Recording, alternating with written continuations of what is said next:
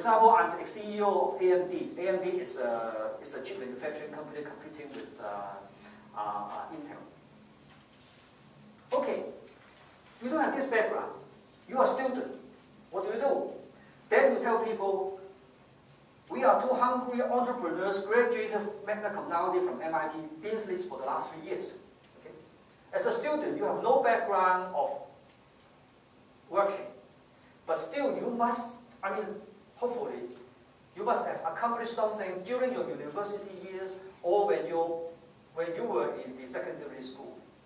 Try to impress people how you as a person different from the other 23 teams. Right? Think of something. So this is your niche as a student.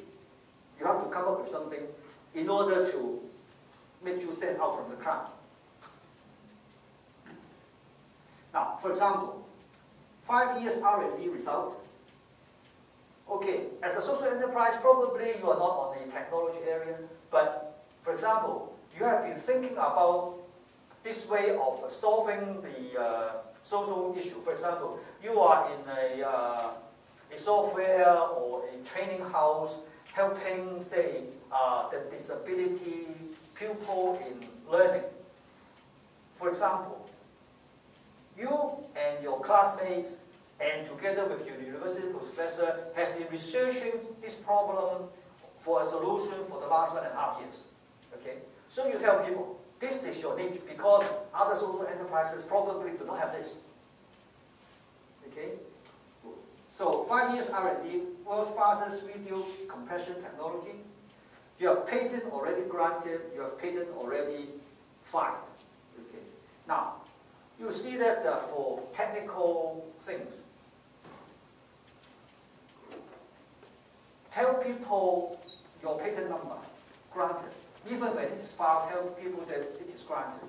Because in the real world, in due diligence, people is going to ask anyway. So this is something that is very psychological. You tell people, I have the patent, I give you the number. So this is real. You can go and search, but nobody will go and search at this stage. But you give people the confidence that, okay, I'm here, I'm real, this is real business, this is the real thing. So this is something that is psychological in the presentation. Now, you talk about your company, what your product is doing, what is the market problem, and then your solution, and then your technology niche or your niche as a group or as a product. Then you talk about the market size. Now, because we are talking about business, social enterprise or whatever business, it is still a business. So how big is the market? Okay.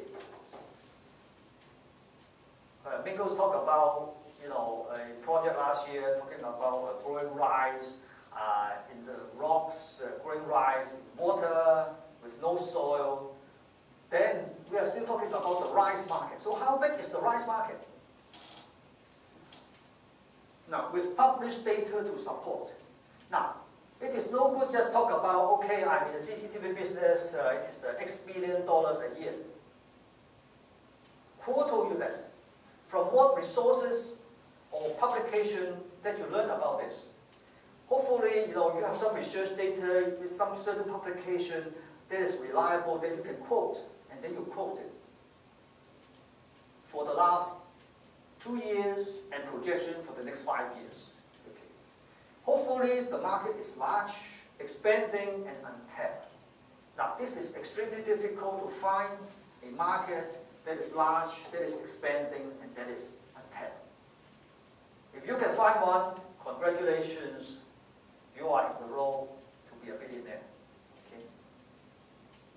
But there are a lot of things that you can imagine that the market is large and expanding and hopefully untapped. For example, if you talk about drugs to cure Alzheimer's, there is no drug. So this is a very, very large market.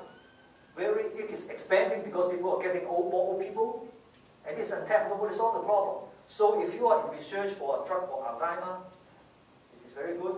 If you are in the drugs for solving cancer, if you are in researching in a drug to solve, to cure patients with AIDS, these are all large, expanding, and untapped market. But social enterprises, still, There must be something in it. Now, think big and be bold. Because you are looking for investment, you talk to people, try to get the money, try to ask people to take the check from the pocket and then sign and give you a check. So think big and be bold. Think big meaning the market size. Think the market size be big. Think the market share. Be bold, meaning you get a big market share. Now, how you can achieve it, you can talk about it later, but at least think big and be bold. Oh, for example, give you an example. I mean, these are some technical examples. Now, plasma disinfectant. Now, plasma, don't think about your plasma TB. Plasma is the another stage of a substance. Basically, the states of substance, basically there are three. One is solid, and then a liquid and gas. For example, ice is solid. When it melts, it is liquid. When it evaporates, it's gas, right? So three stages of, this is physics. Three stages of a substance. Now, but between the state of gas and the liquid, and then the ion, the positive and negative, there's another state. And somebody come up with a plasma disinfectant, meaning they use plasma technology or plasma to kill germs, virus, fungi, and yeast. So basically, it can kill anything that can harm your body, because basically it's to just cut. Just to cut the DNA of anything through a single pass by heat. So if you think about having something that is built in your air conditioning system, so that when the fresh air coming out from the aircon, then the air will be clean. So you think about, okay, this is the thing that I will put in a commercial building. Okay, this is one market. I will put in a residential complex, another market. And then that's it.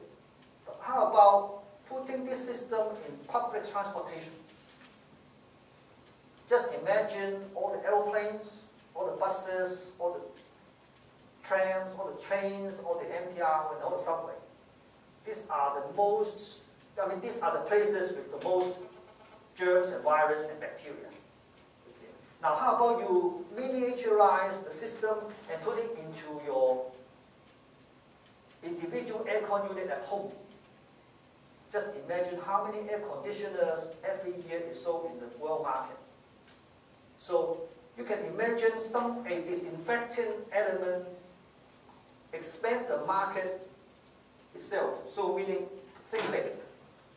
Commercial building, you expand into the home market for home air conditioning and all the public transport. So think big and be bold, meaning that, okay, I imagine I can capture the market share, say, for 15% in 5 years' time. It will be huge. Just imagine all the public transport in the world, in the commercial buildings, and in home air conditioning.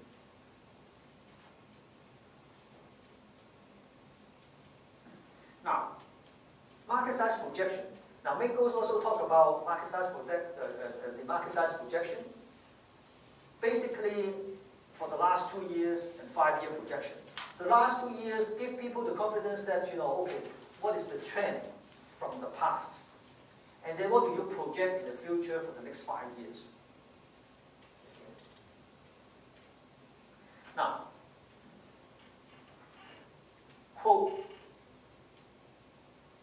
the source. IDC report on video monitoring and surveillance, April 1996, page 38 to 40. Now, this is also the psychology that I talk about, because people are out there listening to your presentation. And you try to convince them this is for real and not your imagination. So you quote the source, even tell them the page. So when they go back to really want to do the due diligence, they know how to do it quickly. And probably they will believe you, because you are bold enough to tell them even what page. Right? Now,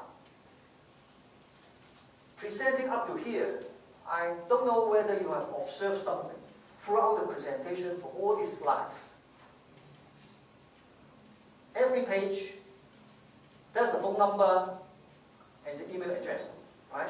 Probably you may not be aware, right? At the bottom, it is just like a template, right? Every page.